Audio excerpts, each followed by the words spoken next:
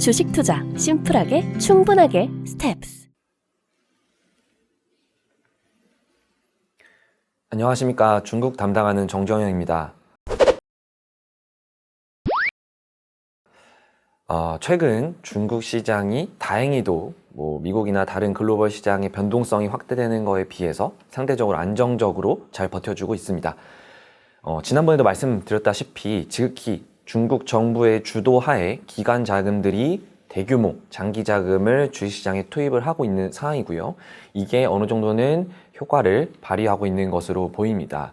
3,000포인트를 하단으로 계속 위쪽으로 다시 한번 전고점을 뚫고 가기 위해서 에너지를 모으고 있는 중인데요. 이 에너지가 무엇이냐? 결국에는 최근에 중국의 경제 하방 압력이 확대되는 가운데 중국 정부가 어떤 지원 조치, 즉 어떤 실질적인 액션을 취하느냐가 굉장히 중요한 화두로 언급이 되고 있습니다. 중국 내부적으로도 지금 도대체 어떤 정책들을 써야 하고 어떻게 운영을 해가야 되는지에 대해서 얘기가 많아요. 그리고 제가 몇 번이나 이제 영상을 통해서 말씀드렸던 것처럼 이미 시장, 그 경제에 대해서 중국 정부의 립 서비스는 이미 실망감을 많이 준 상황이고요. 제가 말씀드렸던 건 정말 실질적인 액션이 필요하다라는 거였습니다. 그래서 5월 초부터 중국 정부가 완전히 좀 바뀌기 시작을 했죠. 대표적인 게 지난번 말씀드린 것처럼 부동산 금리의 하한을 기준금리보다 최대 20bp까지 낮춰서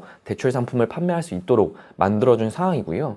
여기에다가 지난주 금요일에는 이 기준금리 자체도 15bp 내려주는 공격적인 조치를 취했습니다. 중국 정부가 부동산 시장이 흔들리면 중국 경제가 위태롭다라는 걸 알기 때문에 당연히 그 부분을 최대한 보장해주겠다라는 거고요. 그래서 일단 5월에 이제 이런 정책 조치가 진행이 됐기 때문에 저희가 한 6월에서 7월 정도까지는 반등하는 흐름이 나타나느냐를 추가로 확인을 해야 될 것 같습니다. 이 부분도 제가 계속해서 업데이트해 드릴 내용이고요.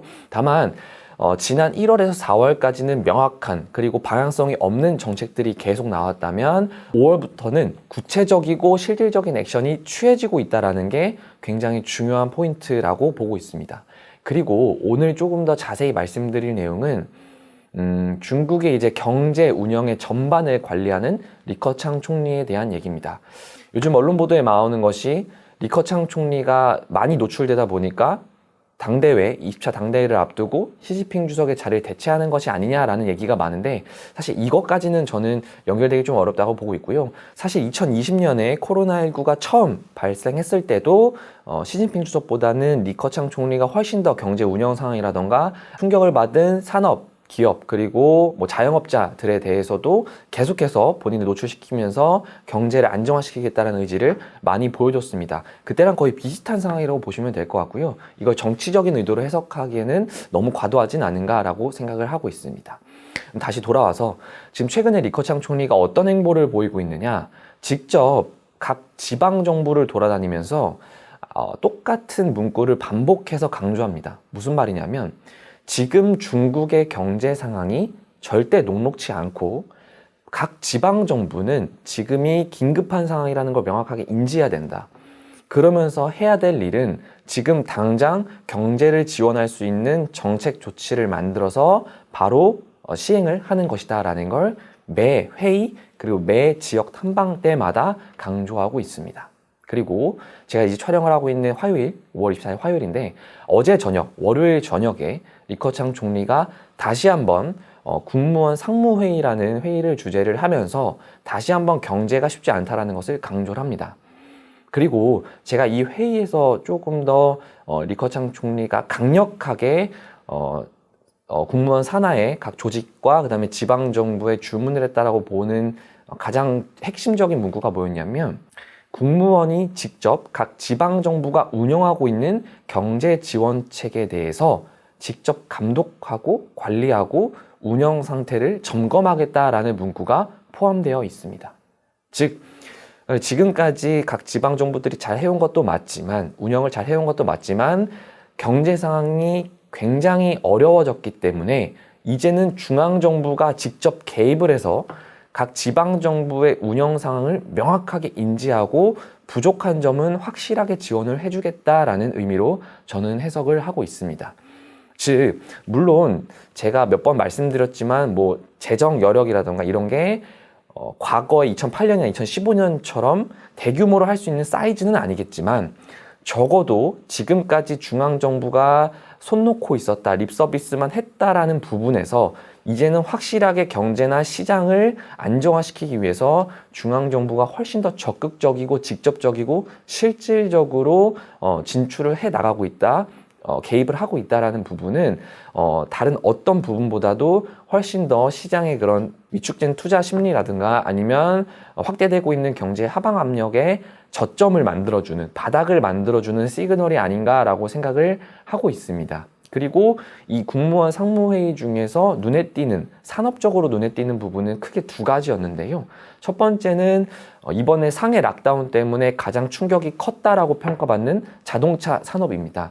일단 생산 활동은 상해시가 6월 중순부터 생산 자체를 정상화시키겠다라고 얘기했기 때문에 이제 보름 정도 시간이 남은 거고요. 이거보다 더 충격이 컸던 건 아무래도 소비 쪽일 텐데요. 이 부분에 대해서 이번에 상무회의에서도 우리가 자동차를 구매할 때 들어가는 구매세를 점진적으로 면제해 주겠다라는 정책을 발표를 했습니다. 물론 시한이 정해져 있지는 않기 때문에 이 부분이 조금 더 구체화될 필요는 있겠지만 우리가 자동차를 구매하는데 소비자들의 부담을 덜어주겠다라는 언급이 한번 나온 거고요. 두 번째는 중국 국내 그리고 국제 여행에 대한 그 여객 운송의 항공편 운항 횟수를 점진적으로 늘려가겠다라는 얘기를 합니다. 그러면서 덧붙였던 게 외국계 기업들의 인원들, 그러니까 직원들이죠. 그들의 왕래를 최대한 편리하게 만들어 주겠다라는 문구가 들어갑니다. 사실 이 부분이 뭐 제로 코로나랑 배척되는 것이 아니냐라고 해석해 주실 수도 있겠지만 이 정책의 전제 조건은 현재 지금 중국 정부가 운영하고 있는 동태적 제로 코로나 방역 조치가 유지되는 가운데 진행이 될 것으로 저는 보고 있습니다. 즉, 예를 들면 중국에 들어가기 위해서 진행되는 뭐 PCR 검사라던가 아니면 그 외에 입국 검사들에 대해서는 여전히 유지가 될 거고요. 예를 들면 중국 안으로 들어와서 격리되는 시간이나 이런 것도 어느 정도는 유지될 가능성이 높습니다. 다만 그동안에는 항공사가 감히 항공편을 더 늘리고 중국 내 성과 성, 그러니까 지방과 지방 간의 여행 이런 부분에 대해서 감히 항공편을 늘리거나 아니면 소비자들이 내가 더 움직여야지라는 심리 자체가 많이 위축되어 있던 상황이었기 때문에 이런 항공산업이라든가 여행산업이 쉽게 살아날 수 없는 상황이었는데요. 이 부분을 조금이라도 진작시켜 주겠다라는 의미가 있는 것 같아요. 물론 아까 말씀드린 것처럼 모든 정책의 전제 조건은 동태적 제로 코로나, 즉 중국 전체를 봤을 때 확진자가 많이 나오는 고위험 지역은 당연히 통제나 규제가 계속 될 거고요. 그 외에 예를 들면 확진자가 발생한 지 이미 뭐 한 달이 가까이 되거나 아니면 열흘 가까이 되거나 이런 식으로 기준점을 잡아서 충분히 다른 지역으로 이동할 수 있게끔 더 그런 운송수단에 대해서 확실히 이동을 보장해 주겠다라는 게 이번 회의에서 좀 산업적으로 눈에 띄는 부분이 아니었나 생각을 하고 있습니다. 이렇게 본다라고 하면 조금씩은 중국 정부가 지난 1분기와는 변화를 주려고 하고 있는 것 같아요. 사실 저는 중국 정부가 지금보다 더 적극적이고 더 강력한 조치가 필요하다라고 생각하는 주의인데 지금만으로도 충분히 시장이 반응할 수 있다라고 보는 건 몇 차례 말씀드린 것처럼 아무것도 없었다가, 그러니까 립 서비스만 있었다가 이제는 정말 급해진 상황이 되다 보니까 실질적으로 움직이고 뭔가 결과물을 만들어내려고 하는 모습들이 나오고 있다라는 점입니다. 이제부터는 지난번 말씀드린 것처럼 중국 시장에 대해서 조금 더 긍정적인 뷰를 가지고 시장을 볼 필요가 있다라고 보고 있고요. 사실 부동산 쪽 지원이 강화되면서 뭐 부동산 업종이라던가 투자에 대한 관심도 많이 올라가곤 있는데요. 사실 경제 하단이 이제는 저희가 잡혀가고 있다라는 관점으로 넘어가기 시작한다면 이제는 이런 투자 쪽보다는 저는 경제가 이제 괜찮으니까 조금 더 성장성이 확실히 보장되는 산업, 업종 기업들에 관심을 갖는 게 맞다라고 보고 있고요. 본토 기준으로는 그동안 너무 주가 조정도 컸고 소외받았던 신재생 쪽 전기차 부분이 다시 한번 그 밸류체인 기준으로 반등의 흐름이 훨씬 더 강력하게 나올 수 있지 않을까라고 보고 있고요. 그 다음에 홍콩 같은 경우는 아무래도 빅테크일 텐데, 빅테크는 무엇보다도 제가 몇 번이나 반복드렸던 것처럼 규제라는 거에 대한 정점은 이미 지난해 말로 끝났고요. 여기에다가 산업 지원책 중에 가장 강력하고 급하다고 보고 있는 게 과연 고용 쪽이기 때문에, 그리고 실업률이 높아지면 높아질수록 그런 빅테크나 이런 기업들에 대한 지원책이라던가 아니면 규제 완화에 대한 기대는 훨씬 더 커질 수 있다라고 보고 있어서, 중국 경제가 괜찮아진다라는 건 즉 소비 여력이 다시 살아난다라는 거고요.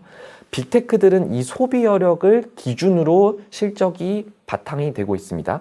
그렇기 때문에 중국 경제 안정에 따른 기업 실적 반등의 모멘텀, 그리고 규제 완화 혹은 고용을 고려한 빅테크에 대한 산업 발전 지원책까지 계속해서 유지될 수 있다라는 기대가, 이 부분도 그동안 눌려있던 밸류에이션을 다시 한번 한 단계 높여주는 계기로 해석될 수 있다라고 생각을 하고 있기 때문에, 이번 하반기에 저희가 중국 주식이 반등하는 흐름을 예상한다면 성장주 쪽으로 조금 더 베팅을 크게 해보는 것이 좋지 않을까라고 생각을 하고 있습니다.